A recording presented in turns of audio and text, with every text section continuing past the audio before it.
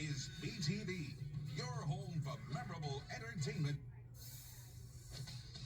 Right now, a suspect on the run after an Easter shooting in Dublin killed 2 people and hurt 5 others.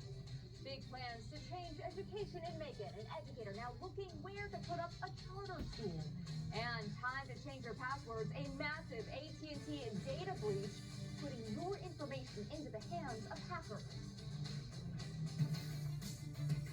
WPGA News starts now with First Alert Weather.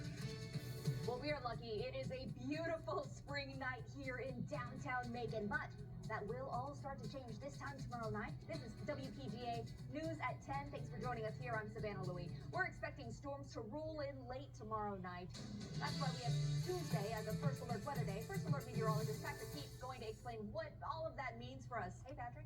Hey, Savannah, yeah, First Alert Weather Day, First Alerts. Folks are going to be hearing this a lot. It's our way of communicating to you, hey, this is the day you need to watch. There is something that could impact your day. It is a First Alert Weather Day, whether it is rain, thunderstorms. We do it for fog. Sometimes we do it for winds that are gusting 35, 40 miles per hour. If you were planning on going to the park and having a picnic, or maybe you were, maybe working a stand and it's going to be windy, you need to know our First Alert Weather Day is a way for you to look at our 7-day forecast and know that this is a day that you need to be dialed into. And speaking of First Alert Weather Days, there's one in the forecast, and it's going to come as early as tomorrow night into Wednesday morning. A First Alert Weather Day for scattered rain and thunderstorms, some of which could be strong to severe. Quiet this evening, mild temperatures gradually sliding into the upper 60s, eventually dipping into the mid 60s. We'll start off today near 68 in Warner Robins, 68 here in Macon, 67 Forsyth and Milledgeville. But as we head into the day tomorrow, things will start to change. Going to be warm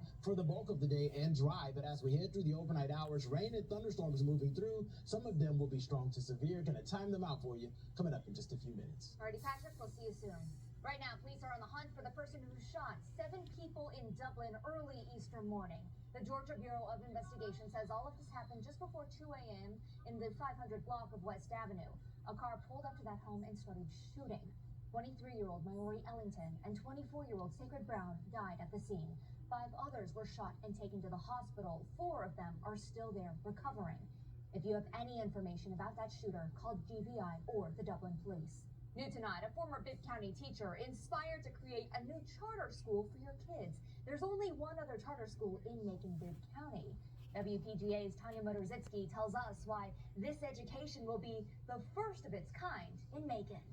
This location behind me on Cherry Street in downtown Macon is one of 2 possible locations for the new Infinity Academy Charter School.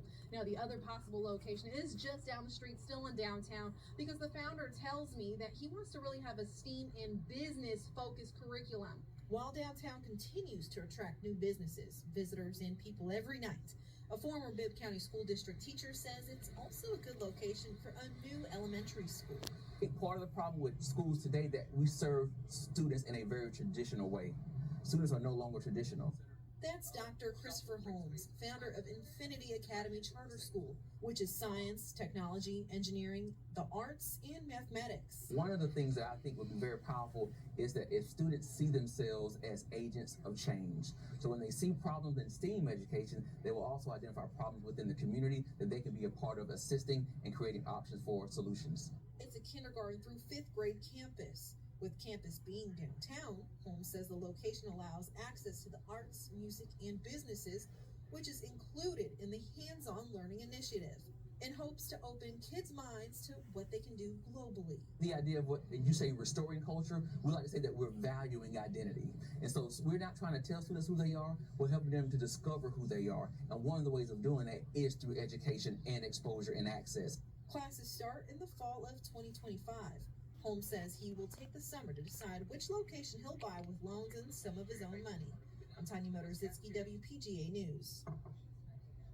4 years since COVID-19, and Atrium Health Navicent is now lifting some restrictions that could impact you and your loved ones. Masks are now optional, except in areas where patients face a greater risk.